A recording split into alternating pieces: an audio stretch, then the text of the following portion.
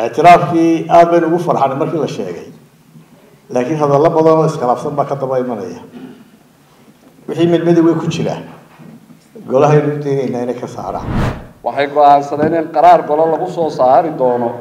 جوابته كهبون سياسة جرحن الصومالية كلها دقنت الصومالية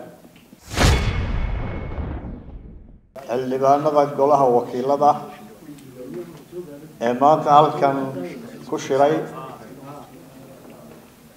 يقول عن سوي إن السمايان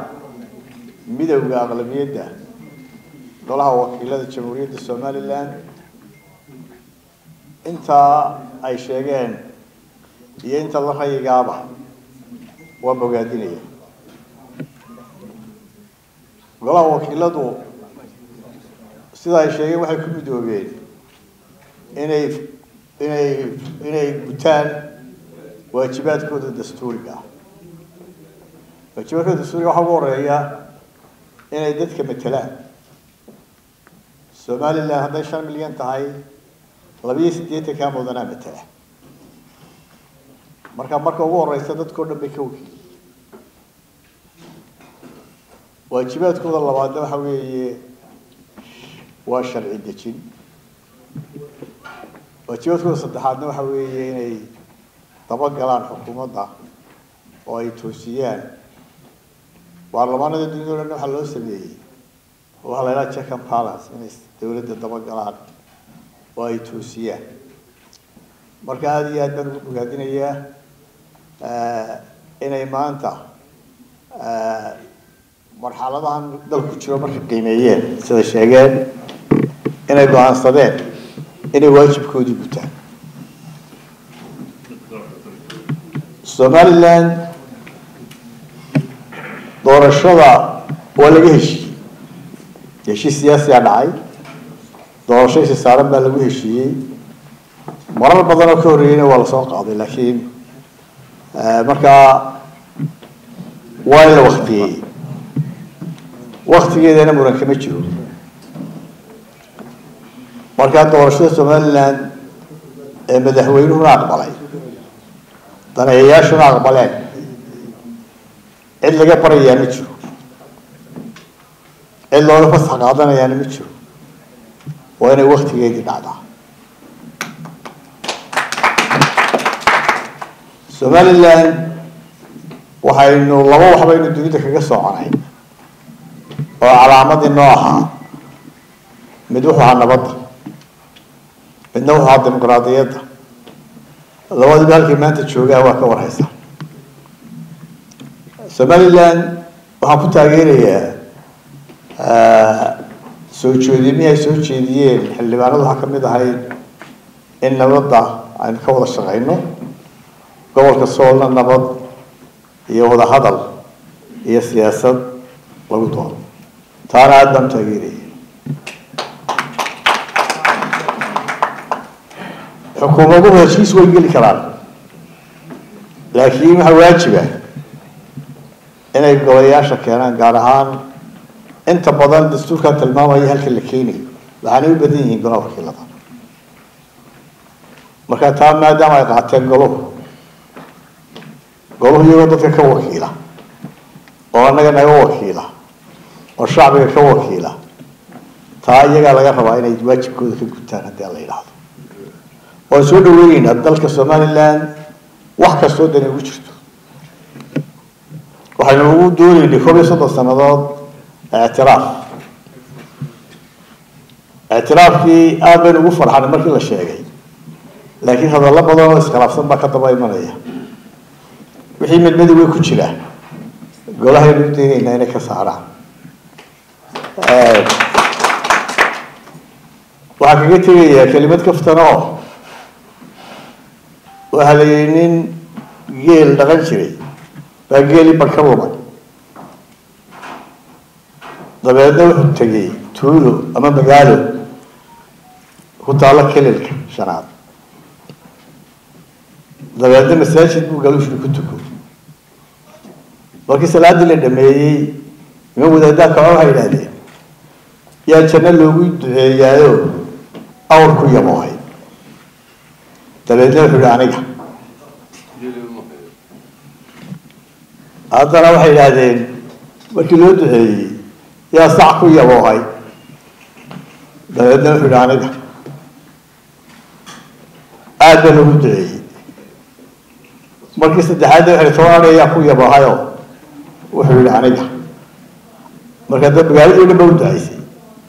markii dibadda loo baxay baa yidhi xoolihii goormaad bixinaysaayoo xoolo malihii buu yidhi oo haddaa maxaad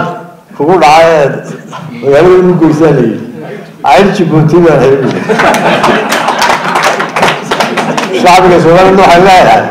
inaan cayr Djibouti noqon salaamu calaykum waxaan halkan ku akhrin doonaa warmurtiyeedkii ay soo saareen 51 xildhibaan iyo 7 ka maqaniba jamhuuriyadda Somaliland isbaahaysiga xildhibaanada aqlabiyadda golaha wakiilada warmurtiyeed xildhibaanada aqlabiyadda golaha wakiilada markay qiimeeyeen guud ahaan xaaladaha dalka ee dhaqaale amni bulsho iyo siyaasadeedba markay arkeen weerarka qaawan ee ka soo yeedhaya Soomaaliya taasi oo ay ku faragelinayaan jiritaanka qarannimada Somaliland kadib markii ay yeesheen shirar ay kaga arrinsanayeen xaaladaha dalka kuwa geeska iyo dunidaba markii ay qiimeeyeen doorka isla xisaabtanka qaranka ee golaha wakiiladu leeyahay inuu yahay mid u baahan dardargelin hor leh iyagoo ka duulaya awoodaha iyo waajibaadka dastuurku saaray sida ku cad qodobka 3-kontonaad 4-kontonaad 5-kontonaad ee dastuurka gudanaya si waafaqsan mabaadi'da iyo qodobada dastuurka iyo xeer hoosaadka golaha wakiilada xeer lambar 1/2021 waxay halkan ku aasaaseen isbaahaysiga xildhibaanada aqlabiyadda golaha wakiilada ujeedooyinka loo aasaasay isbaahaysiga magaciisu kor ku xusan yahay waa in ay xildhibaanadani waa qodobka koowaad in ay xildhibaanadani u midoobaan waajib gudashadooda dastuuriga ah si loo gaadho himilooyinka qarankan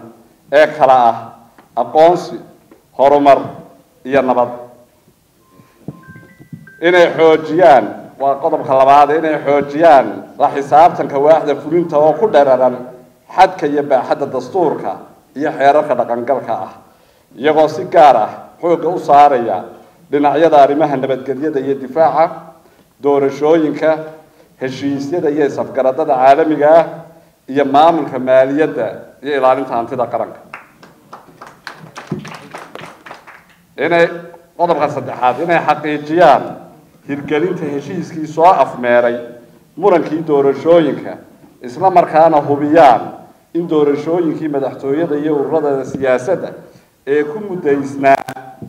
bisha 11 ee 2024 ay ku qabsoomaan waqtigoodii qodobka afraad inay arrinta gobolka Sool lagu soo dabaalo wada hadal nabad iyo hannaan siyaasi ah ugu dambeyn dalka jamhuuriyadda Somaliland waxa uu leeyahay hay'ado dastuuriya oo ku yimid doorasho shacab waxaan halkan ku cambaaraynaynaa faragelinta joogtada ah ee dawladda Soomaaliya xildhibaanada aqlabiyadda golaha wakiiladu waxay go'aansadeen in qaraar golo lagu soo saari doono jawaabta ku habboon siyaasadda guracan ee Soomaaliya kula dhaqanto Somaliland qodobka saddexaad waxay ka sugayaan madaxweynaha jamhuuriyadda Somaliland in si waafaqsan qodobka 3-kontonaad faqradiisa 3aad ee dastuurka uu golaha wakiilada degdeg u soo gaarsiiyo heshiisyada iyo safgaradada uu saxeexay ee aan weli goluhu ansixin gaar ahaan isafgaradkii Itoobiya ee dhawaan dhacay xildhibaanada aqlabiyadda golaha wakiiladu waxay eeba uga baryayaan ummadda reer Somaliland guul iyo gobonnimo ifka korkiisa iyo aakhirada farxad weyn bay noo tahay inaanu maanta ka soo qayb galno munaasabadan ay isugu yimaadeen xildhibaanada faraha badan ee ka tirsan golaha wakiilada Jamhuuriyadda Soomaaliya. xildhibaanadan waxa isu keenay waa aragti siyaasadeed. waa ku bogaadinaynaa inay yihiin aqlabiyadii golaha. waxay ka soo kala jeedaan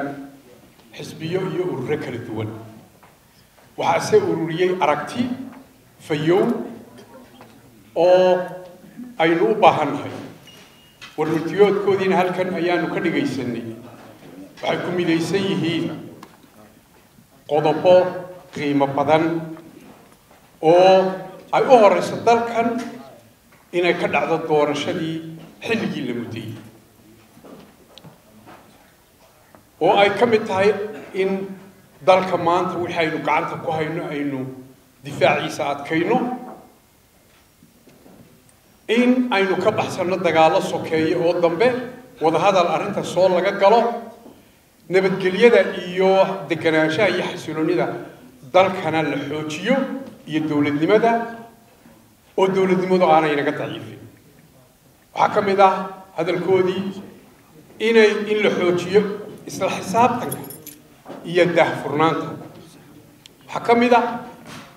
xilkooda inay toosiyaan xukuumadda wixii taban ee ay ku kacdo, wixii toganna ay ku taageeraan. isbahaysigan xildhibaanadu ee aanu bogaadinaynaa maaha mid ujeeddadiisu tahay in dalka lagu dumiyo ama lagu dibindaabiyeeyo danihiisa guud. hase yeeshee wuxuu salka ku hayaa in wax lagu dhiso, in la dhiirigeliyo horumarka iyo hayaanka jidka aynu hayno. waxa weeyaan qarankeennu duruufo badan buu maanta la daala dhacayaa. laba arrimood baynu baahi weyn maanta u qabnaa. waxa weeye midnimo, in shacbiga Jamhuuriyadda Soomaaliland la xoojiyo, la adkeeyo midnimadiisa iyo wadajirkiisa, iyo nabadgelyo. haddii ummadani qaybsanto qarankani dal la noqon maayo, aqoonsina la heli maayo. aqoonsigu wuxuu ku yimaadaa midnimada ummadda. xeerar buu leeyahay iyo shuruudo in qaran lagu aqoonso. haddii ummadani qaybsanto ama kala tagto ama kala quluub noqoto, nabadgelyadeeduna sugmi mayso, horumar dhaqaalena heli mayno. markaa maanta waxa bartilmaameedu noo ah inaynu khilaafkii ina ragaadiyey, maadaama aynu ka heshiinay, la meel mariyo oo aan la gogan, oo aan la xagal daacin. dembiga ugu weyn maanta waxaa qaadaya qarankan dibindaabyadiisa cidda dibindaabiyeysa doorashada ama xagal daacisa. doorashooyinku sanadkan 2024 waxaa la yidhaahdaa waa the year of the elections. waa sanadkii dunida ee doorashada. inaguna ka mid baynu in ka badan 70 dal oo la aqoonsan yahay ayaa sanadka doorasho gelaya. dalalkaasna hal dal oo doorashadiisa laga warwaraya kuma jiro. mid waliba waxay leedahay waqti cayiman. laakiin teena ilaa hadda maanta waynu ka warwarsanay, waayo isma aaminsanin danayaasheena siyaasadda. cidda laga doonaya kalsoonida waa madaxweynaha Jamhuuriyadda Soomaaliland iyo xisbiga talada haya. waxay wadaan ee kale dana qaranana waa lagala shaqaynaya. laakiin waxa u horeeya 5 nin oo isku caloolihi ceel la weydiiyaan, cadowna way iska celiyaan. haddaynu qaybsannahay waxba ma qabsan karo. waxaa ka mid ah doorashooyinka 15 dowladood oo Afrikaan oo South Africa u weyn tahay, oo Algeria ka mid tahay, oo Chad ka mid tahay, oo Madagascar ka mid tahay, baa sanadkan doorasho dareeraya. 3 bilyan iyo 700 milyan oo bini aadanka dunida ku nool baa codaynaya sanadkan. waxa weeye 45% tirada dunida bini aadanka ifka ku nool. hal doorasho lagu warrisay kuma jiro. berri waxaa doorasho u dareeraysa Bangladesh. 11 bisha Taiwan oo duruufo adag ku xiran yihiin baa doorasho gelaysa. Finland baa ka mid ah. bisha February waxaa ka mid ah doorashooyinka dhacaya. باكستان oo duruufaheeda siyaasadeed iyo dhaqaale ay noogu waxa kamida bisha saddexaad dalka ruushka oo dagaal ku jira ayaa bartankiisa doorasho gelay oo aan lagu marmarsiinin dalku dagaal ku jira waxa kamida Iran oo duruufaha ku xiraysan iyo cadaawadaha maanta iyo qalalaasaha ay ku dhex jirta ay noognahay kowda March bay doorasho gelay wadamo badan ayaa kamida Hindiya oo wadan weyn aba kamida bartanka sanadkan iyo South Africa Mareykanka doorashadii ugu xamaasadda badnayd ayaa bisha November doorashadeena muxuu ahaayay 9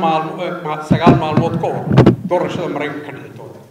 doorashooyinkeenu waa inaynu qabsanaa maanta ummadda waxa lagu midayn karaa waa doorasho waxaan leenahay waa bogaadinaynaa xildhibaanadaas danta guud u midoobay waanu hambalyeynayna waa bogaadinaynaa waa kala shaqeynaynaa waxa weeye umay midoobin xildhibaanadani inay qaranka wax yeelaan iyo inay golaha wakiilada ka mid yihiin midna wax yeelaan halgeedii socodkiisa iyo shaqadiisa aad baanu bogaadinaynaa aad baanu taageeraynaa waxaan leenahay habalyo halka hawsha ka wada waxa inoo ballanaa ummadahan inaynu midowno dalkan in doorasho ka dhacdo nabadgeliyo dawladeena inuu adkayno cadawgeena inuu dhinac uga soo wada jeedno dhamaantiiba waad mahadsantihiin kulan in muddo u socday isbahaysiga golaha wakiilada ayaa maanta halkan laynooga akhriyay warmurtiyeedkiisii halkan waxaa xaadir ku ah labada xisbi mucaarad iyo urur siyaasadeedka ka waanu baarigaynaa waanu ugu ducaynaynaa waxaanan leenahay intaa halkaa laga akhriyey oo la hirgeliyaa waxay soo saaraysaa Somaliland qurux badan Somaliland lama jiirto waxaanay wax weyn ka taraysaa midnimada wada jirka wax wada lahaanshaha qaranka jamhuuriyadda Somaliland marka waanu ku barbar taaganahay waanaan ugu ducaynaynaa waxaanan leenahay degdeg hawsha haddii Ilaahay yiraahdo waxaan ka codsanaynaa golaha wakiilada inay hawsha degdeg wax uga qaban doonaan gol maadaama arrinta loo midoobay inay tahay arrin qaran xildhibaanada inta ka maqana waxaan leenahay iyagana ku soo biira